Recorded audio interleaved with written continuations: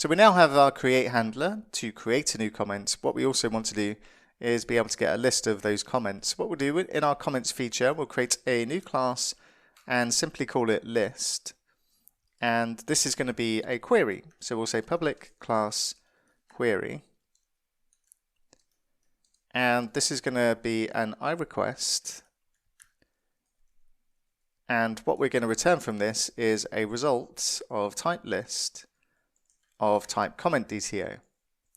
And let's just bring in mediator. And we'll bring in our result object. And we'll need to bring in our list from system collections generic. And that should be all we need. And what we need for this is the activity that's associated with this comment list. So we'll say public GUID and activity ID, and we'll just need to bring in system to make use of the GUID. And then we can create our handler. So we'll say public class handler, that's an iRequest handler. That's going to return the query, or we need to pass in the query as a type, and then what we're going to return, which is going to be our result of type list of type comment DTO. And then we can go ahead and implement the interface here. So we'll need a constructor for this, and we'll generate that. And of course we need to get the comments from our database, and we need to shape them into a comment DTO or a list of comment DTOs. So we need our data context, so we'll bring this in. And we'll call it context. And we also need to bring in IMapper, and we'll call it mapper. And we'll just bring in what we need, which is persistence and automapper. And then we can just initialize these fields from parameter. And then we can implement the logic. So we'll make this async as always. And for our logic inside here, then what do we need to do? We need to get a list of comments for a particular activity. We want to order them by a particular date. And then we can project them to our comment DTO and then execute the toList.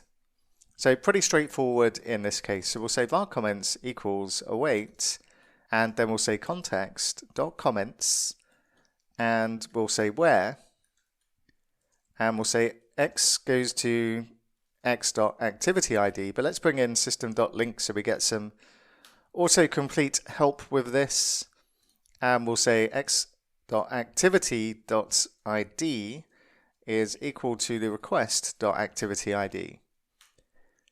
And then we'll add an order by, and we'll say x goes to x.createdAt, and then we'll add our project to, and we'll need to bring in automapper queryable extensions, and we'll specify that we want to return a comments DTO for each of these elements, and we'll say mapper and configuration provider to pass that in, and then we can execute the toList async method. And we'll also need to bring this in from Microsoft Entity Framework Core. So this is going to give us a list of our comments as comment DTOs, and then all we need to do is just return the results of list and comment DTO dot success, and then we can pass in the comments. Now notice what we've been doing here is no different to anything else in our application. We haven't mentioned SignalR at all here. It's just the same code that we would write for any create kind of handler and list kind of handler. In other words, our application is going to have no knowledge of what we're doing in a layer above, which is going to be adding SignalR.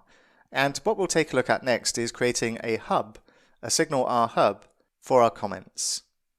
And we'll take a look at that next.